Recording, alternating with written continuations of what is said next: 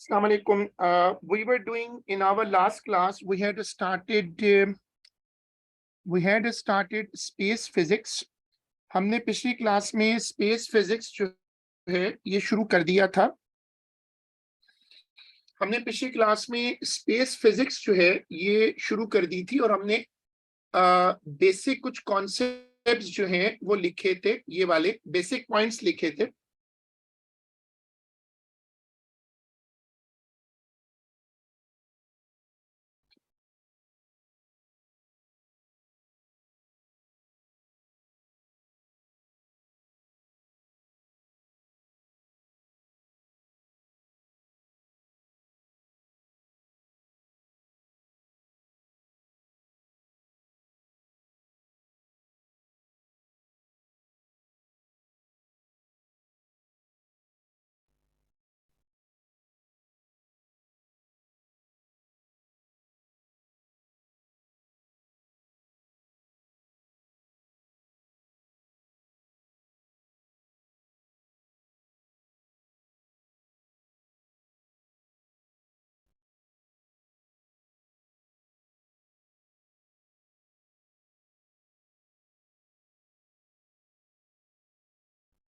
ठीक है, आपने देख लिया कि हमने पिछली क्लास में यहां तक काम कर लिया था. we had started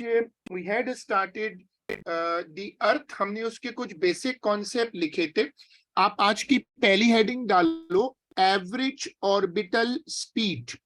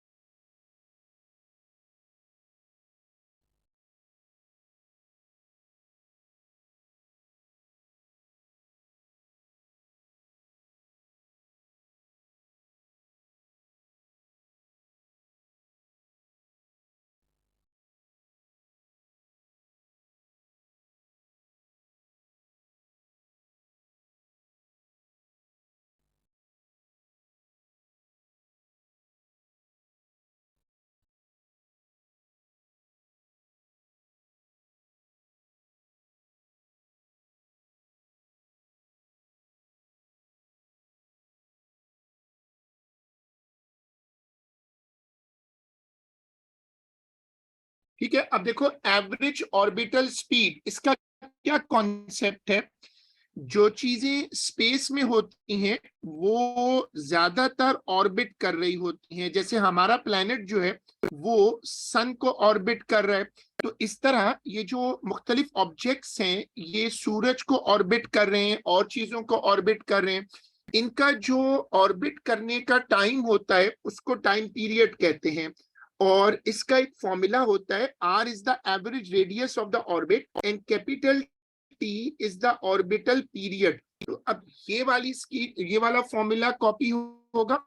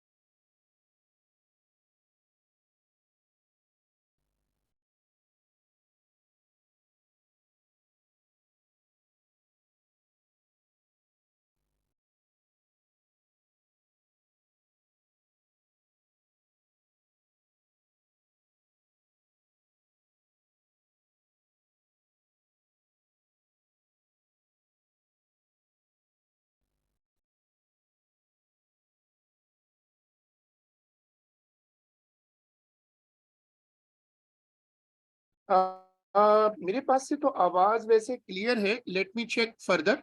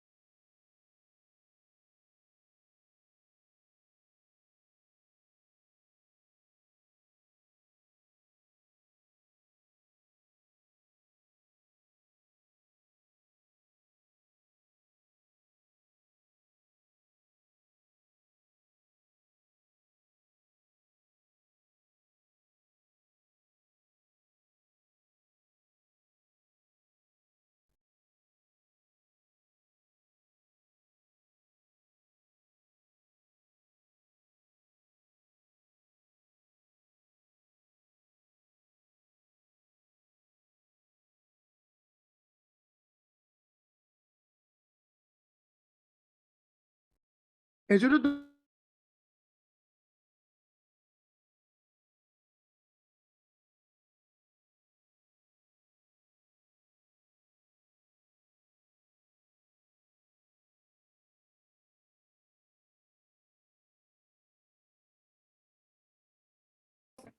the speed of orbital आज की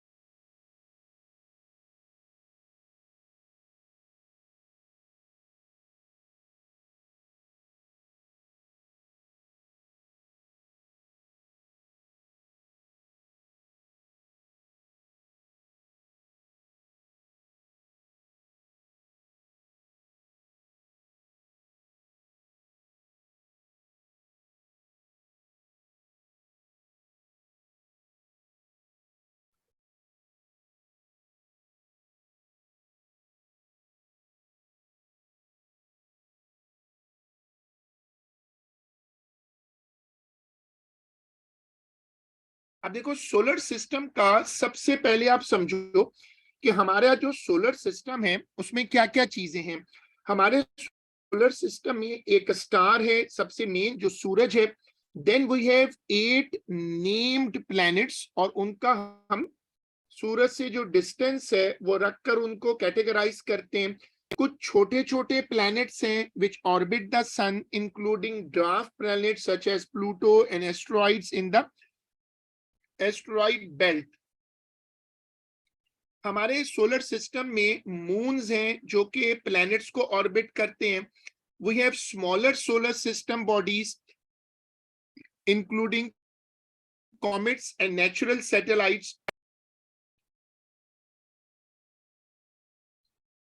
तो हमारे सोलर सिस्टम को, अगर हम अपने सोलर सिस्टम को लिस्ट डाउन करें, तो हमारे सोलर सिस्टम में क्या क्या चीजें हैं। We have a sun, we have 8 planets, we have natural and artificial satellites, we have dwarf planets, and we have asteroids and comets. तो ये वाली स्क्रीन कॉपी करिएगा हेडिंग डालने के बाद।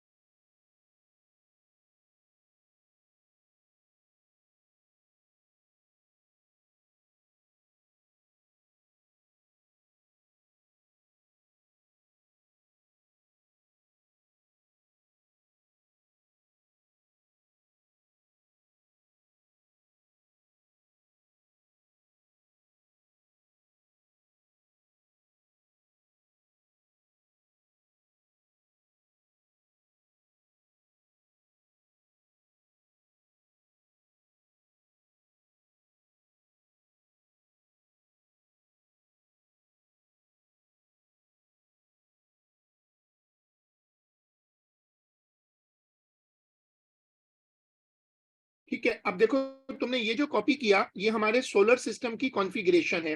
कॉन्फ़िगरेशन मतलब उसमें क्या-क्या चीजें हमारे कोर्स में इन्होंने रखी हैं। The sun, 8 planets, natural and artificial satellite, dwarf planets, asteroids and comets. This is the composition of our solar system. We are starting with the sun. सबसे पहले हम रख रहे हैं सूरज को। आप हेडिंग डालो द सन।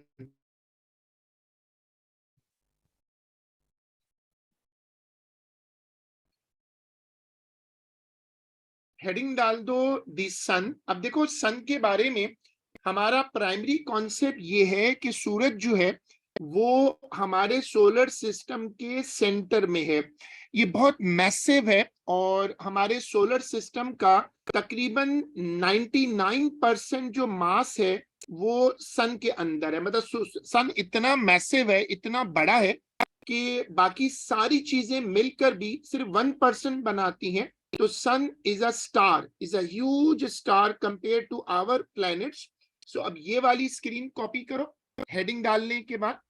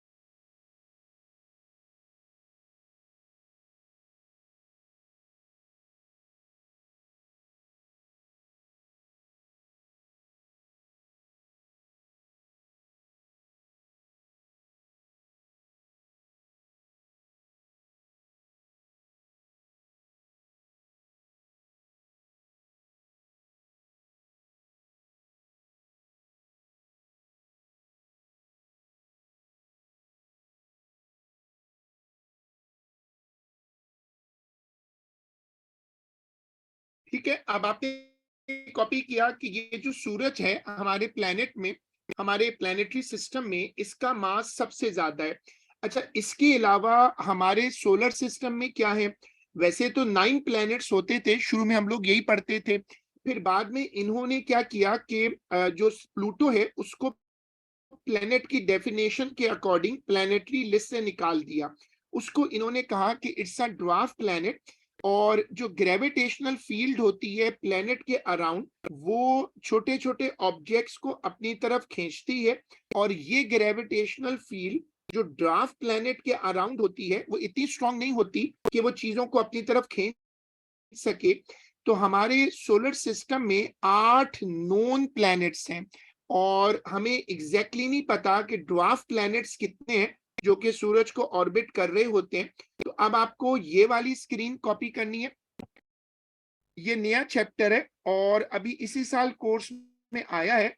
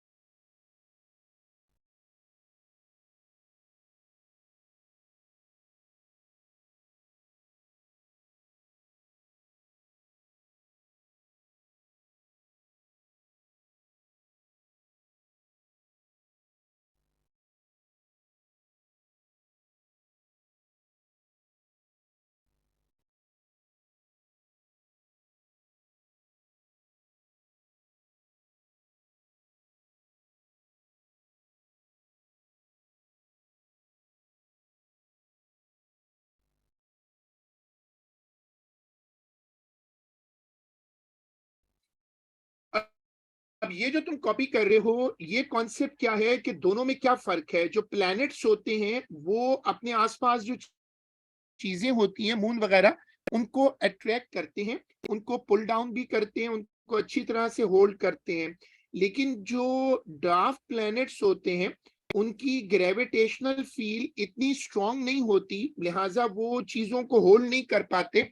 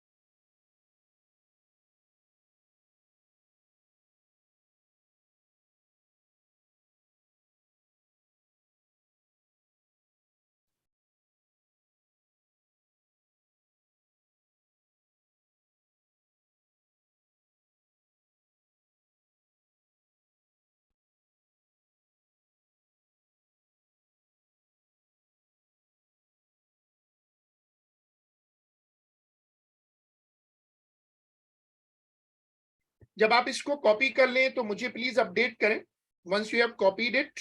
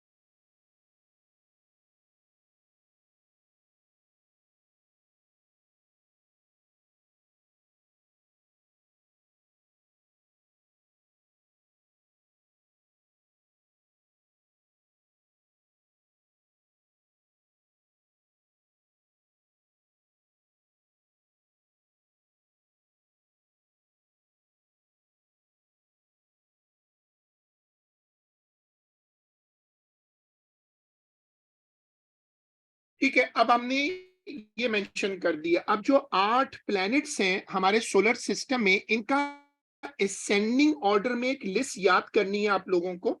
यानी ये जो आपको लिस्ट नजर आ रही है कि पहले मर्क्यूरी है, फिर वीनस है, फिर अर्थ है, फिर मार्स, फिर जुपिटर, फिर सैटर्न, फिर यूरेनस है, फिर नेपच्यून है। इनके नाम हमें इस चैप्टर में इसी ऑर्डर में याद करने हैं। तो अब आपको ये नामों की लिस्ट कॉपी करनी है।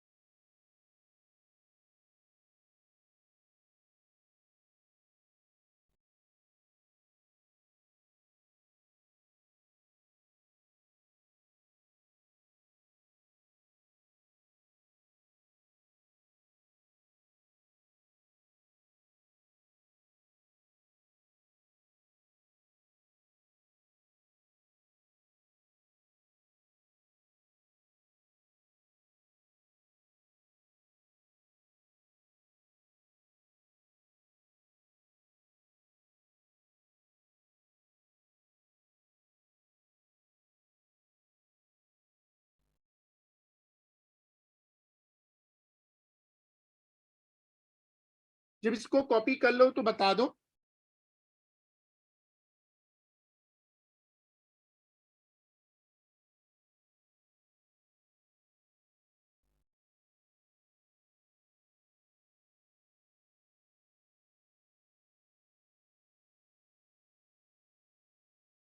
ठीक है, तो देखो तुम्हें इस लिस्ट के साथ यहाँ तुम टैग लगा देना, इस लिस्ट के साथ टैग लगा दो लर्न। इसको इसी ऑर्डर में याद करना।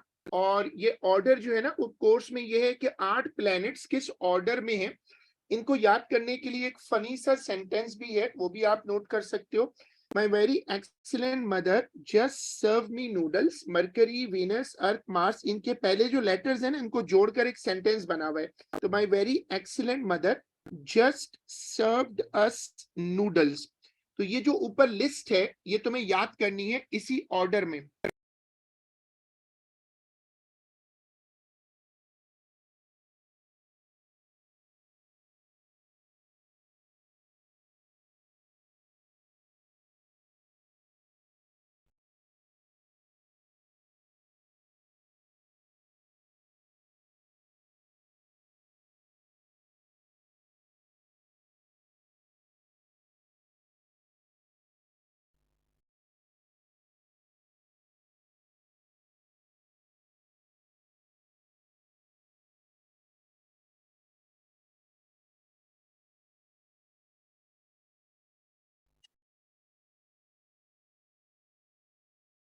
अब हेडिंग डालो ड्वार्फ।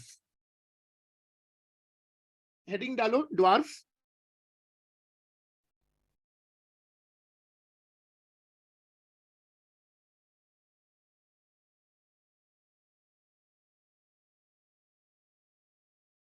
अब जो ड्वार्फ प्लैनेट्स होते हैं, ये बेसिकली प्लैनेट कह लो या कोई ऑब्जेक्ट कह लो, ये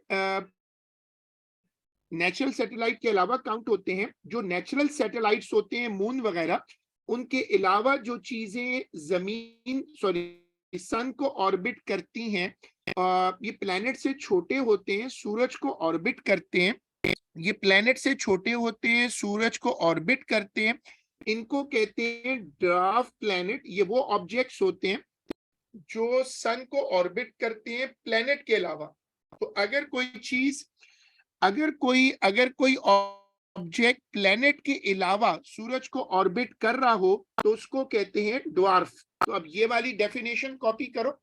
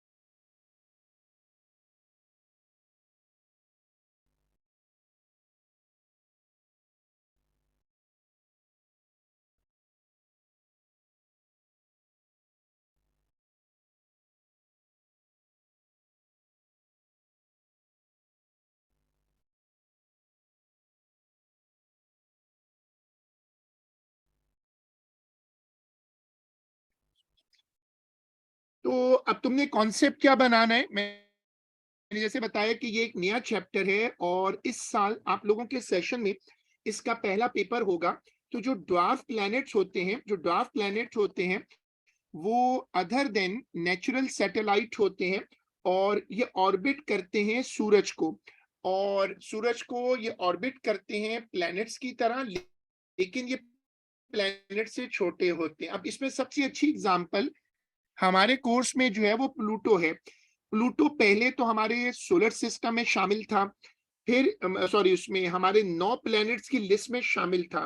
फिर इन्होंने प्लूटो को चेक किया तो इनको पता चला कि ये एक ड्वार्फ प्लैनेट है, और इस तरह के और भी ड्वार्फ प्लैनेट्स हैं जो सूरज के आसपास मौजूद हैं। तो अब तुम कॉन्सेप्ट बनाओ कि Pluto is a natural example of a dwarf planet, और इससे पहले ये एक प्रॉपर प्लैनेट था, इसको हमने प्रॉपर प्लैनेट कहा हुआ था। लेकिन अब हम कह रहे हैं कि नहीं, ये 9 प्लैनेट्स नहीं है, 8 प्लैनेट्स हैं, और प्लूटो जो है वो ड्वार्फ है। तो ये वाली स्क्रीन कॉपी करिएगा।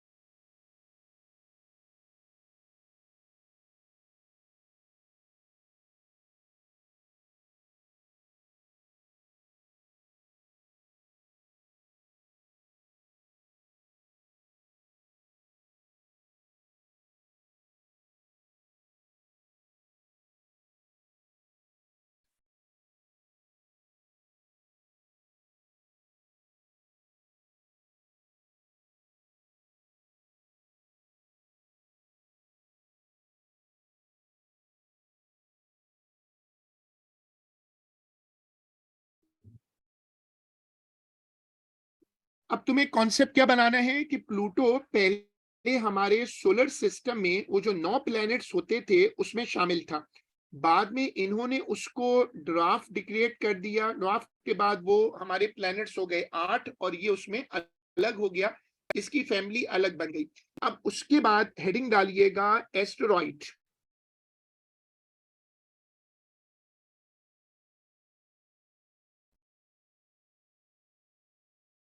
हेडिंग डालिएगा एस्टेरॉइड। ये बहुत मशहूर है, इनके ऊपर बहुत सारी मूवीज भी बन चुकी हैं। इनके छोटे साइज के पार्टिकल जमीन के अंदर भी आ जाते हैं और इन पर आपने काफी सारी चीजें देखी होंगी मूवीज में, रियल में, कि अगर इनको कभी पिक्चर में देखा हो। एस्टेरॉइड बेसिकली वो ऑब्जेक्ट्स होते हैं, छोटे छोटे, मतलब कंपेयर टू प्लैनेट जरा छोटे होते हैं, लेकिन असल में ये बड़ी बड़ी रॉक्स होती हैं। और जब सोलर सिस्टम बना था तो उस वक्त ये किसी तरीके से बन गए थे। These are big big rocks और ये सोलर सिस्टम में इधर उधर घूम रहे होते हैं। और ये बीच में बन गए थे जब, सॉरी, ये शुरू में बन गए थे जब सोलर सिस्टम बना था। तो आप सबसे पहले एस्टेरॉइड की जो बेसिक डेफिनेशन है वो कॉपी करो, ये वाली स्क्रीन कॉपी होगी।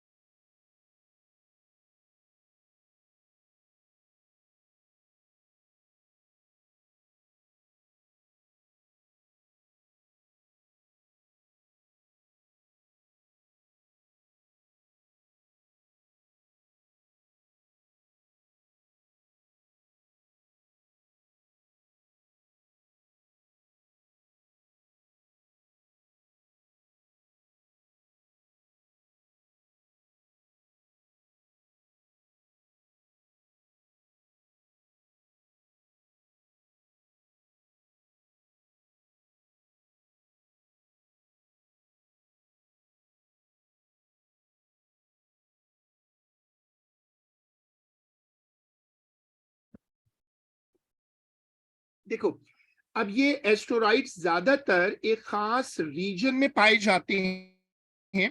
अब स्पेस जो नॉलेज है, कॉस्मोलॉजी जो है, ये खुद एक बहुत बड़ी साइंस बन गई है। अब ये जैसे जैसे इसमें आगे जा रहे हैं, they are getting always new new things. अब इनको पता चला कि जो एस्टेरॉइड होते हैं, एस्टेरॉइड होते हैं वो खास जगह पर पाए जाते हैं, सारे वहां इकट्ठे हो जाते हैं और यहाँ पर एक पूरी कलेक्शन बनी होती है, इसको कहते हैं एस्टेरॉइड बेल्ट। ये कोई प्रॉपर ऑर्बिट तो नहीं कह सकते, but they are moving in a pattern. तो ये वाली स्क्रीन कॉपी करिएगा।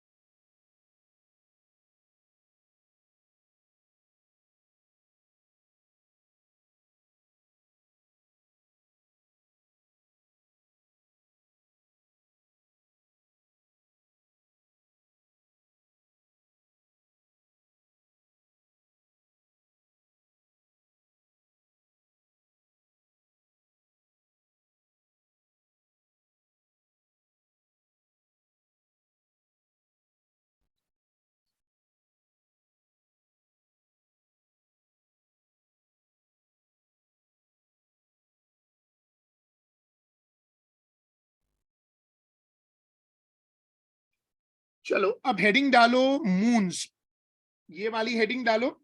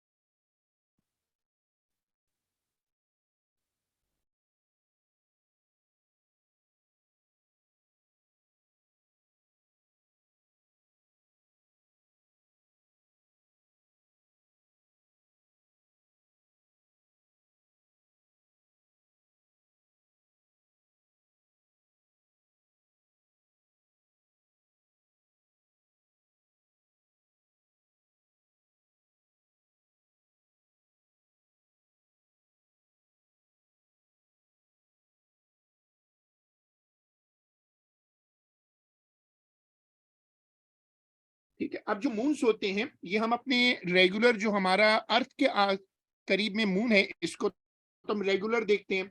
अभी जैसे रमजान आ रहा है तो फिर ये मून का इशू आपने देखा है। असल में हमारे पास तो एक मून है, लेकिन जो बाकी प्लैनेट्स हैं उन सबके पास एक से ज्यादा मून्स हैं। तो ये जो ऊपर 3 लाइनें लिखी बड़ी इंटरेस्टिंग है, अगर आप गौर से पढ़ें। Earth moon, Mars moons, Jupiter moons, Saturn moons, Uranus moons, सबके एक से ज्यादा मून्स हैं, लेकिन जो अर्थ है उसके पास एक मून है।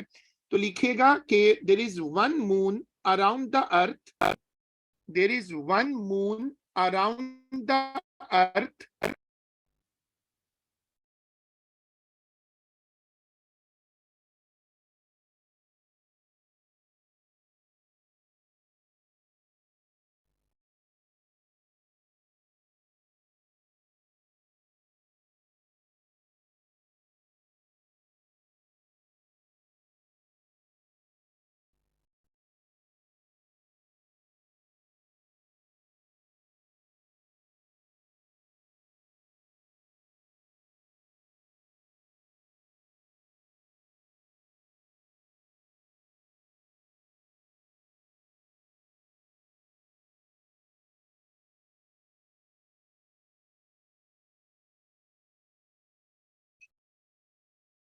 there is one moon around the Earth, while other planets have a number of moons.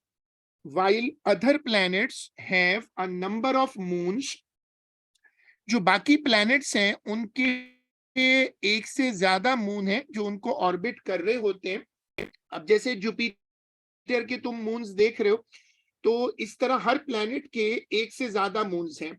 अब तुम हेडिंग डालोगे कॉमेट्स.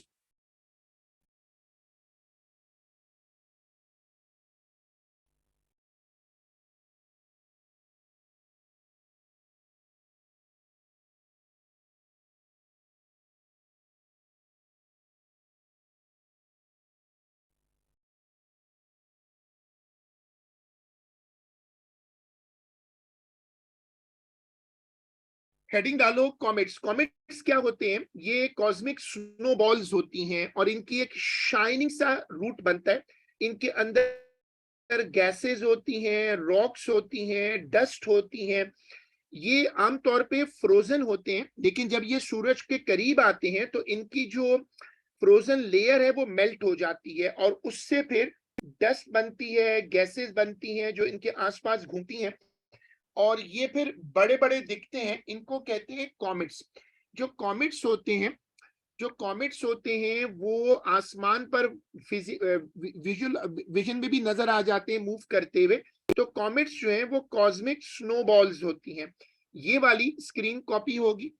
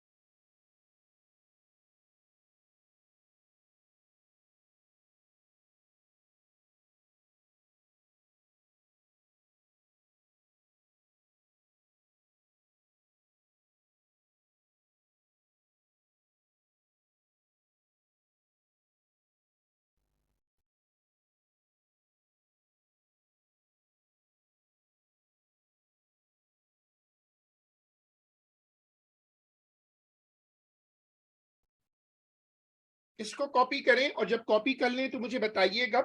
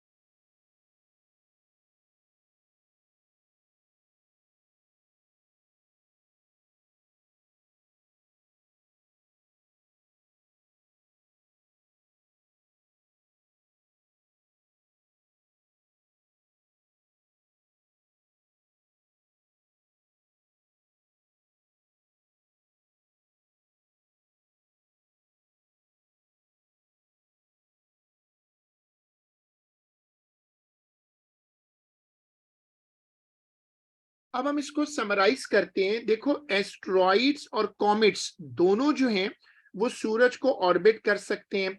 एस्ट्रॉइड जो है वो स्मॉल रॉकी ऑब्जेक्ट्स होते हैं, और जो एस्ट्रॉइड बेल्ट होती है वो मार्स और जुपिटर के बीच में। जो कॉमेट्स होते हैं वो डस्ट और आइस के बने होते हैं।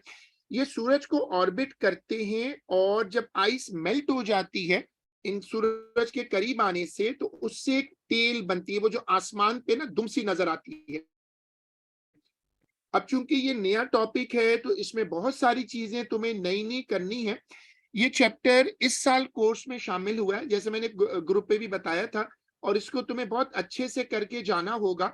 इस पर मेरा ये ख्याल है कि एक पूरा क्वेश्चन आना है, क्योंकि सीआई इसको काफी इंपॉर्टेंस दे रहा है। तो ये वाली स्क्रीन कॉपी करिएगा ताकि एस्टेरॉइड्स और कॉमेट्स का डिफरेंस सामने आ जाए।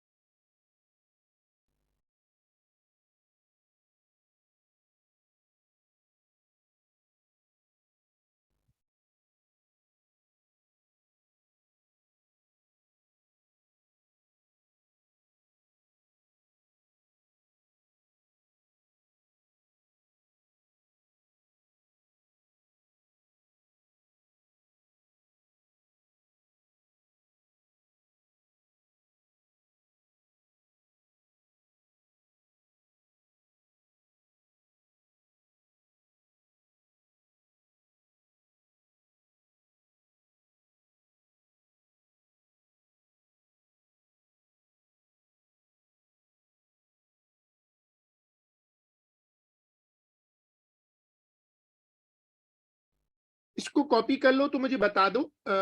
एस्टेरॉइड्स और कॉमेट्स का जो फर्क है, एस्टेरॉइड्स जो होते हैं वो रॉकी ऑब्जेक्ट्स होते हैं, जबकि जो कॉमेट्स होते हैं वो फ्रोजन ऑब्जेक्ट्स होते हैं।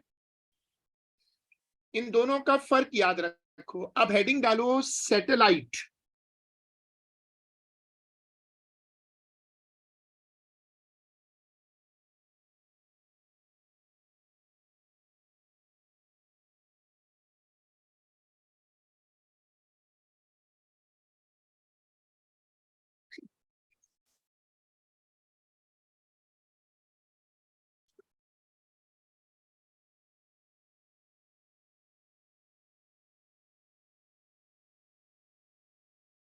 सैटेलाइट की जो पिक्चर आप देख रहे हो, इस तरह के सैटेलाइट बहुत मशहूर हैं, और ये इंसानों ने बनाकर जमीन के बाहर भेजे हैं। और ये जमीन को मॉनिटर करते हैं, इनसे कम्युनिकेशंस होती हैं, इनसे टेलीविजन्स वगैरह की ट्रांसमिशंस होती हैं।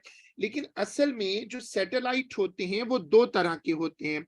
जैसे आर्टिफिशियल सैटेलाइट तो हमने बनाए हैं, लेकिन जो नेचुरल सैटेलाइट्स हैं, मून वगैरह, वो खुद से हैं, नेचर ने उनको बनाया। A natural satellite in any celestial body in a space that orbit around a larger body. एक छोटा ऑब्जेक्ट जो एक बड़े ऑब्जेक्ट को ऑर्बिट कर सके उसको कहते हैं सैटेलाइट। ये नेचुरल भी होते हैं और ये आर्टिफिशियल भी होते हैं। तो there are two types of satellite. Some planets have moons which orbit them. Moons are an example of natural satellite. तो अब ये जो ऊपर लिखा हुआ है, ये जो ऊपर लिखा हुआ है ये वाला, ये कॉपी करिएगा। सैटेलाइट होते क्या है, उनकी डेफिनेशन।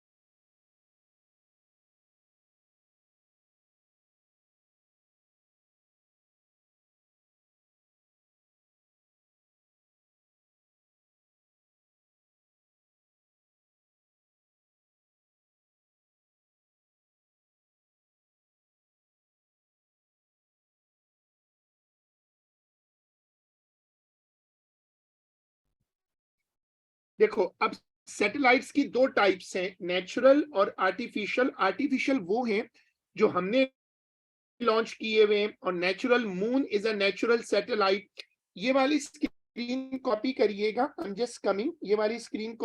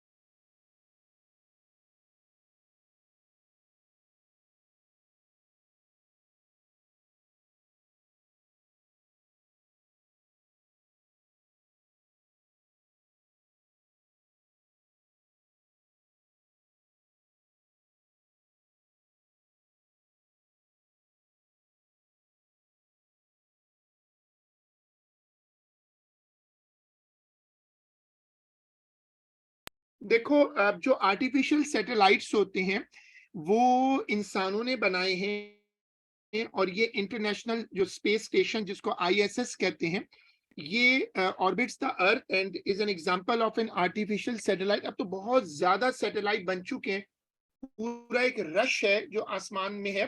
तो ये बेसिकली बहुत सारे सैटेलाइट्स हैं। हमारे सोलर सिस्टम में आर्टिफिशियल सैटेलाइट्स हैं, नेचुरल सैटेलाइट्स हैं, ड्वार्फ प्लैनेट्स हैं, रॉकी प्लैनेट्स हैं, एस्टेरॉइड बेल्ट है, गैस प्लैनेट्स हैं। So this is a general picture to show what are the members of our solar system. तो अब आपको ये वाली स्क्रीन कॉपी करनी है।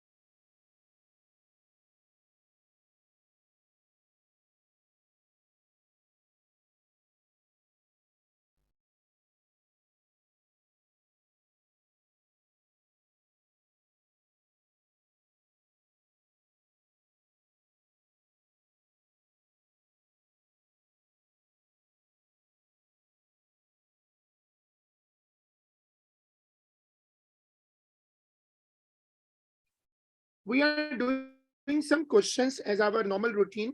मैंने अभी आखिरी जो टॉपिक करवाया था इससे पहले, वो था transfer of thermal energy.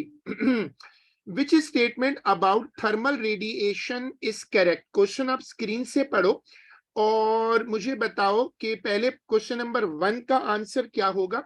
Which statement about thermal radiation is correct?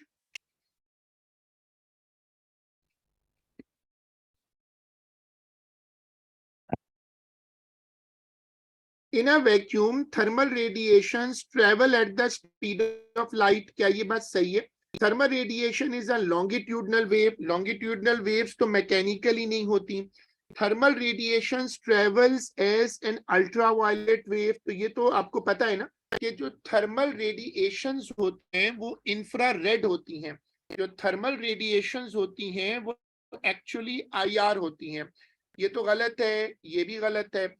White surfaces are better emitters of thermal radiation than black. ये भी गलत है क्योंकि dark surfaces are good absorber and good emitter. जो white surfaces होती हैं वो poor absorber होती हैं, poor emitter होती हैं. A slice of bread is placed under a red hot electric grill to make toast. How does heat energy reach the bread? जो convection होती है, जो कन्वेक्शन होती है वो तो सीधा ऊपर जाती है, बीच में गैप है और गैप से कंडक्शन तो हो नहीं सकती. जो कंडक्शन होती है ना वो सॉलिड में होती है. तो अब बीच में यहां पर नजर आ रहा है गैप है, गैप के थ्रू कंडक्शन नहीं हो सकती. तो अब ये बताओ कि इसमें क्या चीज हो रही है. कन्वेक्शन तो नीचे होती नहीं, कन्वेक्शन ऊपर जाती है. तो अब क्वेश्चन नंबर 2 में गाइड अपनी सजेशन दो कि कौन सा मेथड लग रहा है.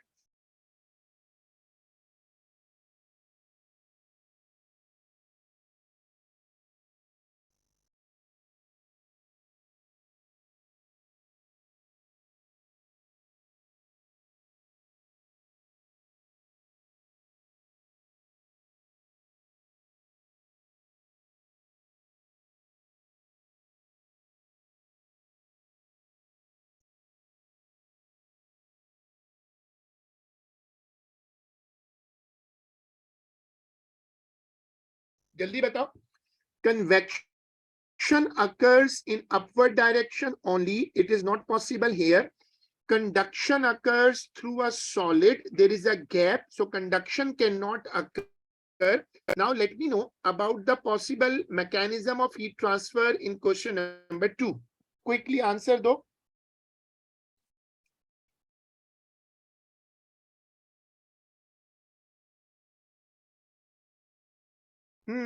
Good. D. सही. पढ़ो. A solid bar is heated at one end. How is thermal energy transferred to the other end of the bar? अब चूंकि इसमें ना सॉलिड आ गया तो जो सॉलिड होता है उसमें होती है कंडक्शन. सॉलिड में होती है कंडक्शन. तो कंडक्शन में मॉलिक्यूलर वाइब्रेशंस होती है, मॉलिक्यूल वाइब्रेट करते हैं और वाइब्रेशन से एनर्जी ट्रांसफर होती है. How is thermal energy transfer to the other end of the bar? चलो नंबर 3 पढ़ो और आंसर निकालो.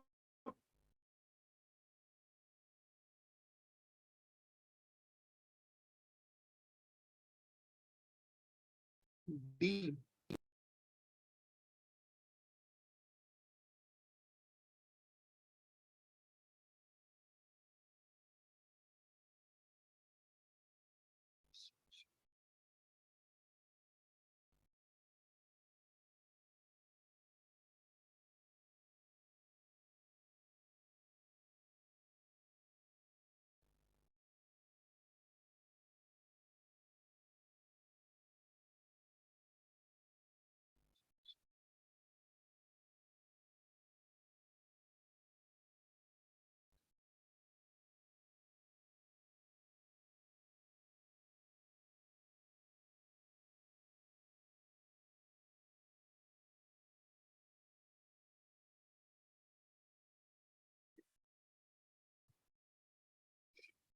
अब नंबर 4 बताओ, the tubes inside solar heating panels use the sun's radiation to warm water. Why are the tubes painted black?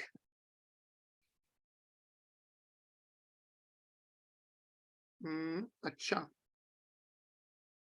सही है. इसमें एक आंसर इन्होंने दिया है ए, तो A looks to be right, क्योंकि black colour is a good absorber and good emitter. A copper rod is heated at one end. Which statement describes how heat transfers across in copper? याद रखो copper metal है. Metal जो होते हैं उनमें molecular vibration भी होती है और फ्री इलेक्ट्रॉन्स भी होते हैं. लेकिन मॉलिक्यूल्स अपनी जगह पर वाइब्रेट करते हैं और इलेक्ट्रॉन्स अपनी जगह से दूसरी जगह पे माइग्रेट करते हैं. जो मॉलिक्यूल्स होते हैं वो वाइब्रेट करते हैं, और जो मॉलिक्यूल्स वाइब्रेट करते हैं, और जो फ्री इलेक्ट्रॉन्स होते हैं वो एक जगह से दूसरी जगह पे शिफ्ट होते हैं.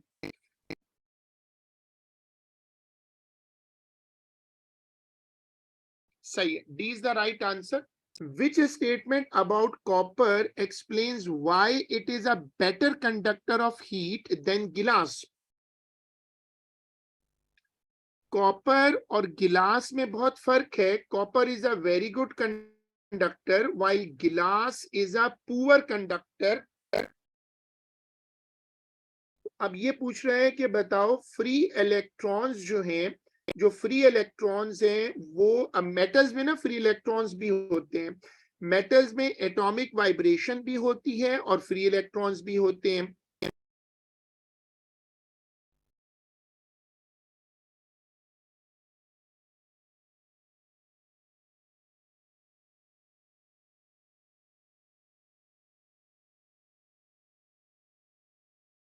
तो अब तुम लोग बताओ इसमें कौन सा आंसर होना चाहिए. कॉपर में एडिशनली फ्री इलेक्ट्रॉन्स होते हैं.